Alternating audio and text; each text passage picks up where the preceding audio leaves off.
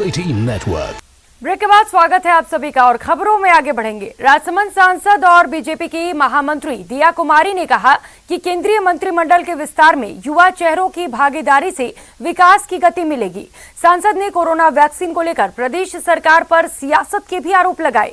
News 18 Rajasthan के साथ खास बातचीत में दिया कुमारी ने प्रदेश की कानून व्यवस्था और महिला अपराध के मुद्दे पर भी राज्य सरकार पर जोरदार वार किए। राजसमंद को आज एक बड़ी सौगात मिली है। राजसमंद को बहुप्रतीक्षित जो मांग थी जेके सर्किल पे अंडरपास बनने की, इस वक्त हमारे साथ है राजसमंद सांसद दिया कुमारी जी। मैडम, राजसमंद को आज एक बड़ी सौगात दी है आपने। नहीं, बहुत ही खुशी की बात है कि माननीय प्रधानमंत्री जी और माननीय मंत्री जी गडकरी जी ने इस जो जेके सर्कल पे अंडरपास की बहुत बड़ी डिमांड थी क्षेत्र की, उसको बहुत गंभीरता पूर्वक लिया और बहुत जल्दी ही उसको अभी पिछली बार उन्होंने सैंक्शन भी कर दी और आज उसका लोकार्पण कार्यक्रम भी था। तो बहुत ही हम पूरे क्षेत्र के लिए खुशी की बात है, बहुत आवश्यक ये था कि बन जाए।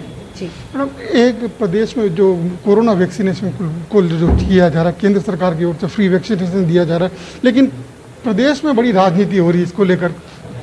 ये बहुत ही गलत बात है कि राजनीतिकरण हो रहा है टीकाकरण का। जैसा कि आप जानते ही हैं कि माननीय प्रधानमंत्री जी ने 2 महीने पहले सभी मुख्यमंत्रियों से जो वीसी की थी, उसमें साफ साफ सभी मुख्यमंत्रियों ने कहा था कि हम लोग अपने स्तर पे वैक्सीन उपलब्ध करवाएंगे और हमारी जनता को लगवाएंगे। प्रधानमंत्री जी ने कहा मैं इसको डिसेंट्रलाइज करता हूं और आप लोग लगाएं।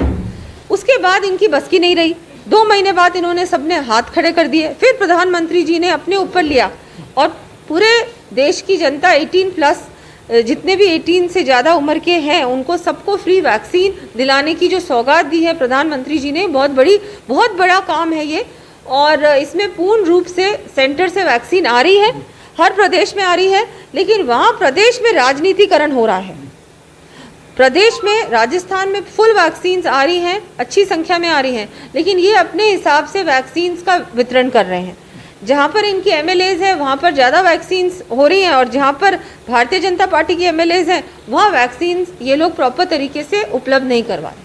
आप लगातार आरोप लगा रही है कि जो राज्य सरकार है वो कोरोना की जो दूसरी वेव थी उसमें राज्य सरकार का जो मैनेजमेंट था वो फेल हुआ है।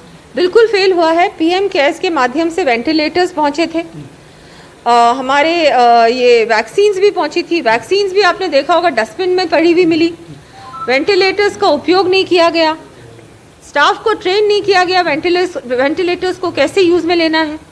उसके अलावा ऑक्सीजन अभी जो कॉन्सेंट्रेटर्स है उनकी भी आपने देखा होगा किस तरह से ज़्यादा उसका प्राइस कीमत दी गई और कहाँ गया ये पैसा, क्या हुआ इसका समझ में नहीं आया। ये इतना एक्स्ट्रा डबल पैसा क्यों इसके लिए राजस्थान सरकार ने दिया जबकि इसकी रेट इतनी नहीं थी। वहाँ भी इन्होंने कोई ना कोई घोटाला किया है। तो पूरी तरह से कोरोना काल में इन्होंने सरकारी बल का सरकारी सारा जो संसाधन होते हैं उसका दुरुपयोग किया है और जो प्रेपरेशन होनी चाहिए थी उस प्रकार से सब जगह पर प्रिपरेशन नहीं थी। थोड़ी सी पॉलिटिक्स से बात कर लेते हैं। अभी सेंट्रल में कैबिनेट का एक्सटेंड हुआ है, किस नज़रिए से देखते हैं आप उसको? नहीं, बहुत अच्छा हमारे प्रधानमंत्री जी ने युवाओं को मौका दिया है, महिलाओं को मौका दिया है और बहुत सारे एजुकेटेड लोगों को भी मौका मिला है। बहुत अच्छा ये जिस तरह से मंत्रिमंडल का इस बार विस्तार हुआ है, बहुत सारे नए चेहरे भी आए हैं, तो बहुत अच्छे संकेत है ये। और अच्छी तरह से हमारे केंद्र सरकार और अच्छी तरह से काम करेगी। लास्ट सवाल मेरा है ना, तो प्रदेश में जो कानून व्यवस्था की स्थिति है, आप लगातार बोलती रही महिलाओं पर अपराध बढ़ रहा है, कानून व्यवस्था की स्थिति चरमराई हुई है।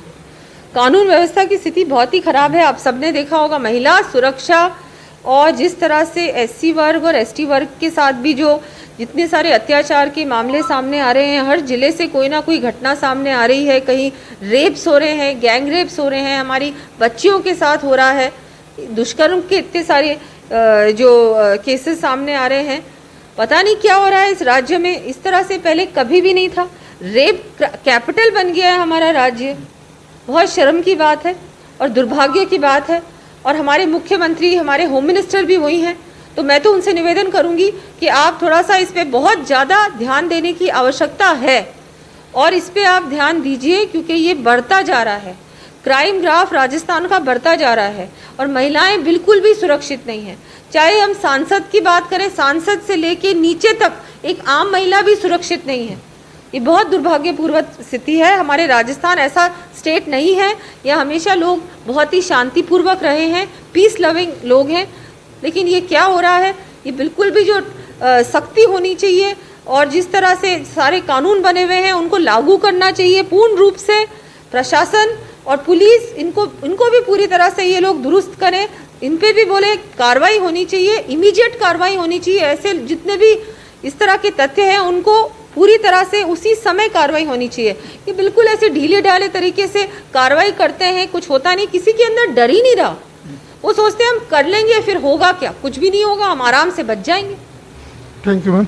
तो ये थी सांसद दिया कुमारी जी, जिनका कहना है कि प्रदेश में कानून व्यवस्था को अगर दुरुस्त करना है तो कानून का इकबाल बुलंद करना होगा। अंकित सनाड, न्यूज़ 18 राजस्थान, राजसमंद।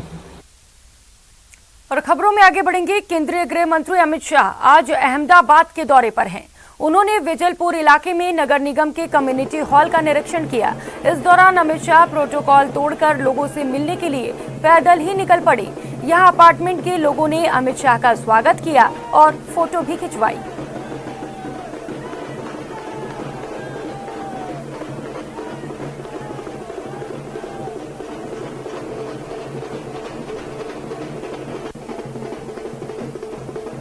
तो अहमदाबाद से ये तस्वीरें आपको दिखा रहे हैं, जहां पर गृह मंत्री अमित शाह दौरे पर पहुंचे हैं। इस दौरान लोगों ने जमकर गृह मंत्री का स्वागत किया और गृह मंत्री के साथ फोटो भी खिंचवाने लग गए।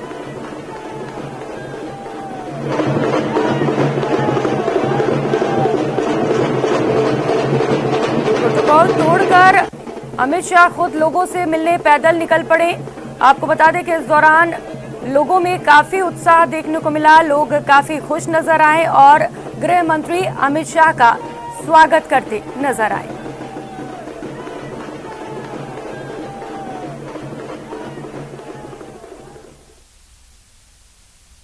इस बुलेटिन में फिलहाल इतना ही। खबरों का सिलसिला लगातार जारी है, आप बने रहिए हमारे साथ।